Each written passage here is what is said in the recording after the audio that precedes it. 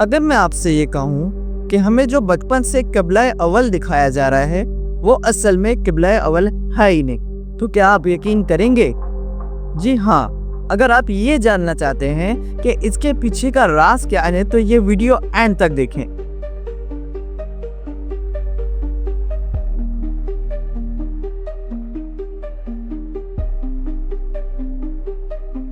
सबसे पहले आपको इस तस्वीर में एक कंपाउंड नजर आ रहा होगा जिसके बीच में एक गोल्डन गुंबद वाली एक मस्जिद है, उसके बराबर में एक छोटे गुंबद वाली मस्जिद है, एक कोने में मस्जिद है, एक और मस्जिद है।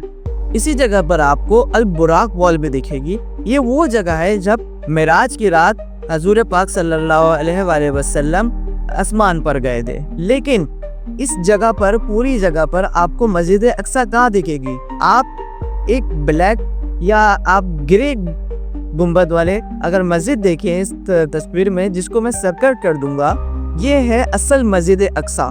लेकिन ये पूरा कंपाउंड ही मस्जिद अक्सा है, लेकिन ओरिजिनल जो मस्जिद अक्सा है जो जिन्नातों ने बनाई थी हजरत सुलेमान अलैहिस्सलाम के साथ मिलकर, वो यही है।